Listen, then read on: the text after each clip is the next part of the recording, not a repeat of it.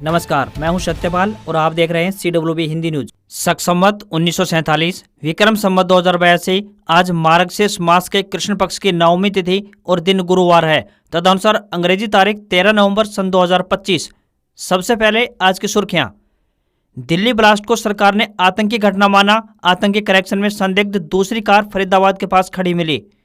हरियाणा में 30 दिन में किसानों को अगर नहीं मिला पैसा तो बीमा कंपनियों पर होगी कार्रवाई, नया नियम हुआ लागू। हरियाणा में गर्मियों की छुट्टियों में प्रशिक्षण करने वाले शिक्षकों को मिलेगी 3 दिन की छुट्टी, विभाग ने जारी किया आदेश। देश भर में रेलवे लाइनों पर ट्रेन दुर्घटनाओं में आएगी कमी, नई सुरक्षा कवच प्रणाली होगी स्थापित। क्रिकेटर शेफाली वर्मा बनी हरियाणा महिला आयोग की ब्रांड एम्बेसडर, सीएम सैनी ने दिया 1.5 करोड़ रुपए का चेक। हरियाणा डीजीपी का बड़ा बयान, दिल्ली ब्लास्ट दुर्भाग्यपूर्ण, जिम्मेदारों को पाताल से भी खोज निकालेगी एजेंसी। हरियाणा में कैशलेस इलाज योजना का बढ़ेगा दायरा, अब इन परिवारों को भी लाभ देगी सरकार। हरियाणा में विश्वविद्यालयों के अनुबंधित शिक्षकों को भी मिलेगी नौकरी की सुरक्षा, मुख्यमंत्री सैनी ने दिलाया भरोसा। दिल्ली में 14 नवंबर से शुरू होने जा रहा है international trade fair. Haryana board ने घोषित किया 12वीं की अक्टूबर परीक्षा का परिणाम, 64.26% विद्यार्थी पास हुए। हरियाणा में 31 मार्च से पहले होंगे C&V व JBT शिक्षकों के ट्रांसफर। और हरियाणा में मत्स्य पालन किसानों की आमदनी में होगा इजाफा, इन जिलों में बनने जा रही है नई मछली मंडियां। और अब खबरें विस्तार से। हरियाणा में मौसम लगातार परिवर्तनशील बना हुआ है। ठंड ने भी अपने तेवर दिखाने शुरू कर दिए हैं। दिन में गर्माहट होती है तो वहीं रात के समय ठंड बढ़ रही है। संपूर्ण इलाके में उत्तरी सर्द हवाओं के कारण तापमान गिरने लगा है, जिसके कारण सुबह शाम के समय ठंड बढ़ने लगी है। उत्तर पर्वतीय क्षेत्रों में लगातार बर्फबारी के कारण और उत्तर पश्चिमी ठंडी हवाओं के चलते मौसम में बदलाव आ रहा है। हिसार शहर का अधिकतम तापमान 28.3 डिग्री सेल्सियस रिकॉर्ड किया गया, जबकि न्यूनतम तापमान 8.5 डिग्री सेल्सियस रहा। मौसम विभाग के अनुसार आज यानी 13 नवंबर को मौसम खुश्क बना रहेगा। रात का तापमान और नीचे आएगा, जबकि दिन का तापमान भी सामान्य के आसपास ही रहेगा। हरियाणा में किसानों के लिए एक अच्छी खबर सामने आई है। बता दें कि प्रदेश सरकार द्वारा प्रधानमंत्री फसल बीमा योजना से जुड़े विवादों को निपटाने, तकनीकी सहायता प्रदान करने और वैज्ञानिक तरीके से प्राकृतिक एवं जैविक फसलों का मूल्य निर्धारित करने के लिए 3 अलग अलग कमेटियां गठित की गई हैं और तीनों की कमान किसान एवं कल्याण विभाग के चीफ सेक्रेटरी के हाथों में रहेगी। इन समितियों द्वारा लिए गए फैसलों को बीमा कंपनियों को 30 दिन के भीतर लागू करना होगा। यदि कोई कंपनी आदेश का अनुपालन नहीं करती है तो फैसले की तारीख से रोजाना 2000 रुपए का जुर्माना लगाया जाएगा। प्रधानमंत्री फसल बीमा योजना और पुनर्गठित मौसम आधारित फसल बीमा योजना से जुड़ी हुई शिकायतों और विवादों के लिए राज्य शिकायत निवारण समिति का गठन किया गया है। इसमें कृषि निदेशक और संबंधित जिले के उप निदेशक कृषि और बीमा कंपनियों के प्रतिनिधि सहित कुल मिलाकर 10 सदस्य होंगे। ये समिति जिला स्तर पर लिए गए फैसलों और रेफर मामलों की समीक्षा करेगी। आदेशों में स्पष्ट किया गया है कि जिला स्तरीय कमेटी किसान द्वारा दी गई शिकायत पर 15 दिन के भीतर आखिरी फैसला लेकर इसकी जानकारी राज्य स्तरीय कमेटी को देगी। इसके बाद किसी भी नए आवेदन पर विचार नहीं किया जाएगा। हरियाणा विद्यालय शिक्षा विभाग यानी HBSC की ओर से शिक्षकों के लिए खुशखबरी सामने आई है। दरअसल शिक्षा विभाग ने निपुण हरियाणा मिशन के तहत ग्रीष्मावकाश के दौरान कार्यरत शिक्षकों को राहत प्रदान की है। विभाग ने निर्णय लिया है कि 1 से 5वीं कक्षा तक के वे सभी शिक्षक जिन्होंने 1 से लेकर 30 जून 2025 के बीच आयोजित 5 दिवसीय प्रशिक्षण में पूर्ण रूप से भाग लिया था, उन्हें 3 दिन का पूर्ण अवकाश प्रदान किया जाएगा। विभाग के आदेश अनुसार यह अवकाश नवम्बर 2025, दिसंबर 2025 और जनवरी 2026 में एक दिन के रूप में लिया जा सकेगा। इन अवकाशों का प्रयोग 31 जनवरी 2026 तक किया जा सकता है। सभी जिला मौलिक शिक्षा अधिकारियों को निर्देश दिए गए हैं कि प्रशिक्षण में शामिल शिक्षकों को इस प्रावधान का लाभ तुरंत सुनिश्चित करें। यह आदेश विभाग द्वारा 11 नवंबर को जारी किया गया है। हरियाणा की नायब चयनी सरकार ने कैशलेस इलाज की सुविधा के विस्तार की योजना बनाई है, जिसके तहत इस योजना में कई नई श्रेणियों को शामिल किया जाएगा। इस संबंध में सरकार द्वारा केंद्र सरकार को एक पत्र लिखकर योजना का ड्राफ्ट भेजा गया है। इस योजना में इमरजेंसी के दौरान जेलों में जाने वालों के परिवारों समेत अन्य श्रेणी के लोगों को कैशलेस इलाज की सुविधा का लाभ दिया जाएगा। इस योजना में सूबे की सरकार ने भारतीय राष्ट्रीय सेना के सैनिकों, द्वितीय विश्व युद्ध के बंदियों और हिंदी आंदोलन के परिवारों को 5 लाख रुपए का कैशलेस स्वास्थ्य कवरेज करने का प्रस्ताव सरकार ने रखा उठाया है। बता दें कि हरियाणा में पूर्व मुख्यमंत्री मनोहर लाल खट्टर के कार्यकाल के दौरान कर्मचारियों के लिए कैशलेस इलाज की सुविधा की शुरुआत की गई थी। इस योजना के तहत प्रदेश के तकरीबन 3.5 लाख नियमित कर्मचारी, 3 लाख पेंशनर्स और उनके 20 लाख आश्रित सूचीबद्ध अस्पतालों से कैशलेस इलाज की सुविधा का फायदा उठा रहे हैं। प्रदेश में सूचीबद्ध अस्पतालों की बात करें तो इनकी संख्या का आंकड़ा 569 है। हालांकि प्रदेश सरकार ने मान्यता प्राप्त पत्रकारों को भी कैशलेस इलाज की सुविधा देने का ऐलान किया हुआ है, लेकिन ये अभी लागू नहीं हुआ है। हरियाणा की नायब सैनी सरकार ने राज्य में मछली पालन को बढ़ावा देने के लिए एक बड़ा और ठोस कदम उठाया है। प्रदेश सरकार द्वारा गुरुग्राम, फरीदाबाद और हिसार में मत्स्य मंडी बनाने की योजना बनाई है। इन मंडियों के बनने से मछली पालन करने वाले लोगों को बड़ा फायदा पहुंचेगा। इसके अलावा राज्य में किसी भी एक जगह पर झींगा मछली प्रोसेसिंग यूनिट लगाने की योजना पर भी विचार किया जा रहा है। भिवानी जिले के गाँव गरवा में 24.5 एकड़ जमीन पर झींगा एवं मछली उत्पादन बढ़ाने के लिए एकीकृत एक्का पार्क उत्कृष्टता केंद्र स्थापित किया जाएगा। झींगा व मछली पालन को बढ़ावा देने के लिए केंद्रीय प्रायोजित स्कीम प्रधानमंत्री मत्स्य संपदा योजना के तहत जिला सिरसा में खारे पानी की जल कृषि विकास परियोजना स्थापित होगी। इसके लिए पोहरका गांव में 25 एकड़ जगह चिन्हित की गई है। वहीं मत्स्य किसानों को अपने तालाबों पर सोलर सिस्टम लगाने के लिए 45 लाख रुपए तक सब्सिडी भी वितरित की जा चुकी है। कैबिनेट मंत्री श्याम सिंह राणा ने बकरी और भेड़ के दूध के उत्पादन को बढ़ावा देने के लिए विशेष केंद्र स्थापित करने, भेड़ों की उच्च नस्लें बीपीएल परिवारों को निःशुल्क उपलब्ध करवाने और भेड़ बकरी बीमा योजना को साल 2026 से पूरी तरह से मुफ्त यानी फ्री करने की घोषणाओं की समीक्षा की। उन्होंने अधिकारियों को सभी योजनाएं निर्धारित समय अवधि में पूरा करने के निर्देश जारी किए। हरियाणा में विश्वविद्यालयों के अनुबंध पर काम कर रहे शिक्षकों की नौकरी को भी सेवानिवृत्ति आयु तक सुरक्षा दी जाएगी। विश्वविद्यालय अनुबंधित शिक्षक संघ को मुख्यमंत्री नायब सिंह सैनी द्वारा भरोसा दिलाया गया है कि कॉलेजों के अनुबंधित शिक्षकों की तरह उनकी सेवाएं भी सुरक्षित होंगी। इसके लिए अगले महीने विधानसभा के शीतकालीन सत्र में विधेयक पेश किया जा सकता है। हुक्टा के अध्यक्ष विजय मलिक सहित अन्य पदाधिकारियों ने मंगलवार को चंडीगढ़ में मुख्यमंत्री नायब सिंह सैनी से मिलकर आग्रह किया कि सरकारी विश्वविद्यालयों में सालों से कार्य कर रहे अनुबंधित असिस्टेंट प्रोफेसरों की सेवा सुरक्षा का कानून बनाने के लिए पिछले साल शीतकालीन सत्र से चली हुई फाइल की प्रोसेस को तेज किया जाए। विधानसभा के शीतकालीन सत्र में कानून पारित किया जाए ताकि सबका रोजगार सुरक्षित हो पाए। इस पर मुख्यमंत्री नायब सिंह सैनी का कहना है कि उच्चतर शिक्षा विभाग द्वारा सभी विश्वविद्यालयों के अनुबंधित शिक्षकों से संबंधित सभी जानकारियां मांगी गई हैं। जल्द ही सेवा सुरक्षा देकर रोजगार की गारंटी प्रदान की जाएगी। साथ ही हुक्टा के अध्यक्ष विजय मलिक ने कहा कि सरकारी विश्वविद्यालयों के अनुबंधित असिस्टेंट प्रोफेसरों को भी कॉलेजों के एक्सटेंशन लेक्चरर्स की तरह सेवा सुरक्षा दी जाए ताकि वे पूरी निश्चिंतता और समर्पण के साथ राज्य के विद्यार्थियों के भविष्य निर्माण में अपना योगदान दे पाएं।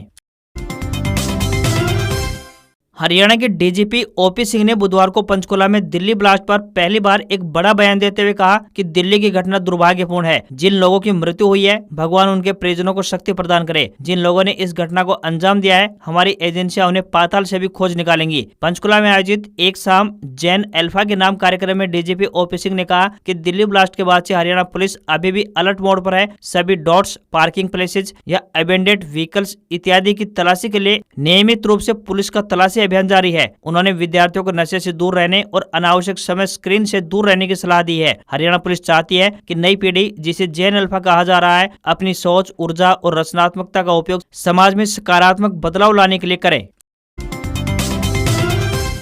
हरियाणा की वर्ल्ड कप 2025 की विजेता महिला क्रिकेटर शेफाली वर्मा ने बुधवार को मुख्यमंत्री नायब सिंह सैनी से मुलाकात की। इस मौके पर शेफाली के साथ उसका परिवार भी मौजूद रहा। मुलाकात के दौरान सीएम सैनी ने खेल विभाग की मंजूरी के बाद पॉलिसी के तहत शेफाली को 1.5 करोड़ रुपए का इनाम दिया। इसके अलावा सीएम सैनी ने शेफाली को एक ग्रेडेशन सर्टिफिकेट भी सौंपा। सीएम सैनी ने शेफाली के लिए कहा कि उन्होंने केवल प्रदेश का ही नहीं बल्कि पूरे देश का मान बढ़ाया है। शेफाली पूरे देश के युवाओं के लिए प्रेरणा स्रोत है। सीएम सैनी ने आगे कहा कि हरियाणा पूरे देश में खेलों का रोल मॉडल रहा है। सीएम सैनी ने कहा कि हरियाणा सरकार महिलाओं को खेलों में आगे बढ़ाने के लिए प्रतिबद्ध है। शेफाली वर्मा को ए ग्रेड में डिप्टी डायरेक्टर तक की पोस्ट मिल सकती है, लेकिन इसके लिए उन्हें एग्जाम देना होगा। वहीं खेल मंत्री गौरव गौतम के मुताबिक खिलाड़ियों को सरकारी नौकरियों में 3% आरक्षण और राष्ट्रीय और अंतर्राष्ट्रीय स्तर के पदक विजेताओं को ए, बी और सी श्रेणी की नौकरियों में प्राथमिकता दी जाती है।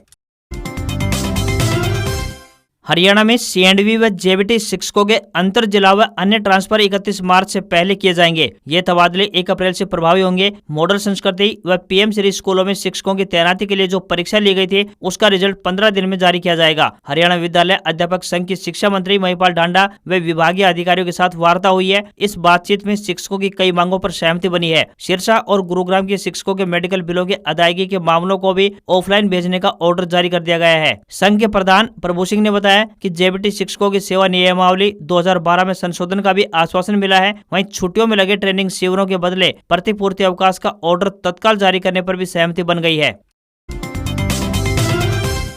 राष्ट्रीय राजधानी दिल्ली के भारत मंडपम यानी प्रगति मैदान में देश के सबसे बड़े व्यापार मेले का आयोजन होगा। इस 44वें इंटरनेशनल ट्रेड फेयर मेले का आयोजन 14 से 27 नवंबर 2025 तक आयोजित किया जाएगा। देश की एकता और विविधता को दर्शाने वाले इस मेले की एक भारत श्रेष्ठ भारत थीम रहेगी। विभिन्न सांस्कृतिक कार्यक्रमों के साथ आयोजित होने वाले इंटरनेशनल ट्रेड फेयर मेले के पहले 5 दिन यानी 14 से 18 नवम्बर सिर्फ बिजनेस दिन होंगे, जबकि 19 से 27 नवम्बर तक आम जनता मेले में घूम सकेगी। दिल्ली में आयोजित होने वाले इस इंटरनेशनल ट्रेड फेयर मेले का समय सुबह 10 बजे से शाम 5:30 बजे तक रहेगा। इस ट्रेड फेयर में सिर्फ खरीदारी ही नहीं बल्कि मनोरंजन का भी भरपूर इंतजाम किया गया है। हर दिन अलग अलग राज्यों के सांस्कृतिक कार्यक्रम होंगे। लोक नृत्य, संगीत और पारंपरिक प्रस्तुतियां पूरे माहौल को रंगीन बना देंगी।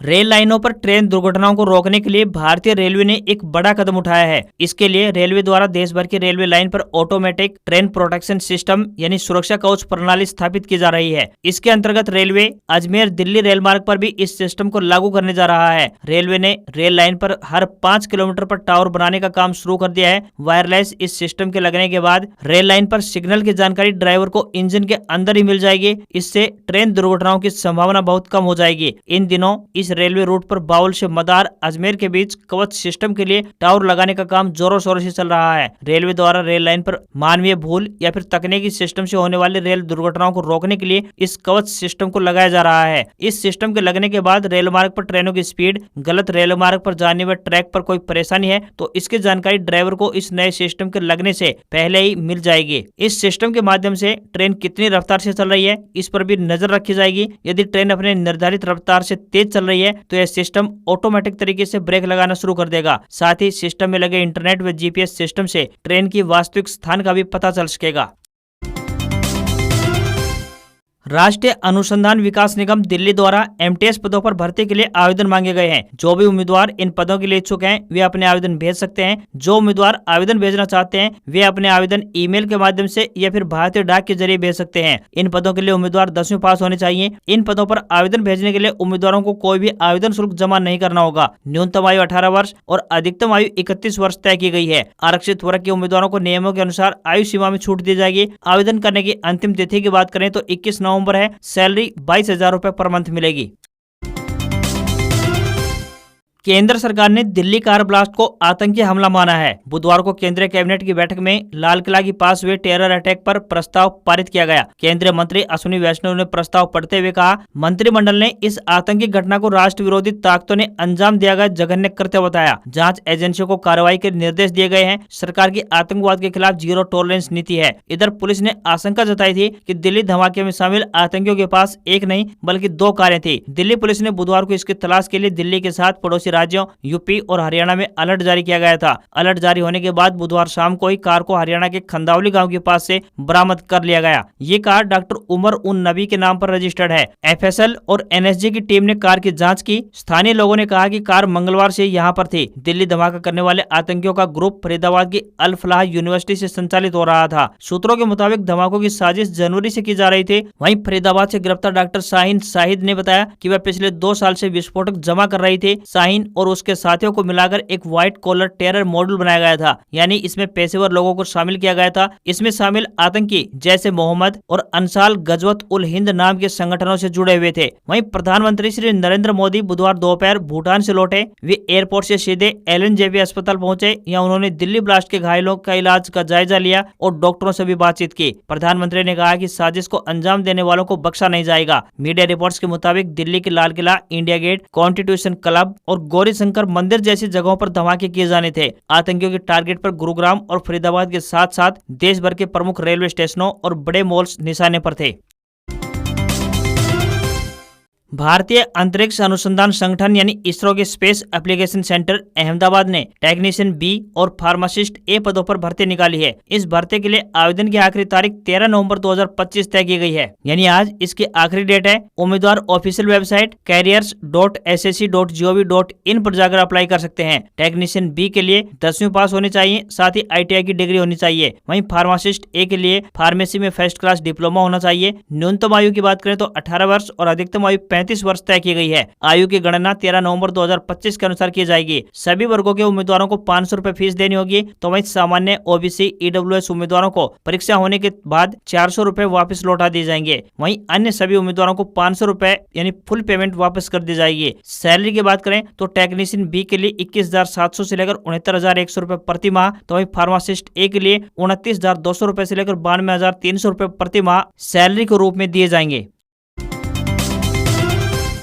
हफ्ते के तीसरे कारोबारी दिन भारतीय शेयर बाजार में सेंसेक्स 595 अंक चढ़कर 84,467 के स्तर पर बंद हुआ। निफ्टी में भी 181 अंक की तेजी रही और ये 25,876 के स्तर पर क्लोज हुआ। कारोबार में सबसे ज्यादा खरीदारी IT, ऑटो, फार्मा और कंज्यूमर ड्यूरेबल्स के शेयरों में रही। अमेरिकी राष्ट्रपति ट्रंप ने वहीं 11 नवंबर को कहा कि अमेरिका और भारत ट्रेड डील के काफी करीब पहुंच गए हैं। इससे आर्थिक और सुरक्षा संबंध मजबूत होंगे, वहीं निवेश को बढ़ावा मिलेगा। इससे निवेशकों का आत्मविश्वास बढ़ा है। वहीं 10 ग्राम सोना 216 रुपए गिरकर 1,23,913 के स्तर पर पहुंच गया है। तो वहीं चांदी 1945 रुपए बढ़कर 1,56,705 रुपए प्रति किलोग्राम के स्तर पर पहुंच गई है। तो वहीं 22 कैरेट सोने का दाम 1,13,504 रुपए पहुंच गया है। आज खबरों में इतना ही। देखते रहिए आपका अपना हरियाणा का सबसे बेहतरीन news channel CWB Hindi news. नमस्कार। इसी आशा के साथ आपका दिन शुभ रहे। इसी तरह सबसे पहले हरियाणा व देश दुनिया की ताजा तरीन खबरों को देखने के लिए एकमात्र चैनल CWB हिंदी न्यूज को सब्सक्राइब और बेल नोटिफिकेशन को ऑन करना ना भूलें। नमस्कार।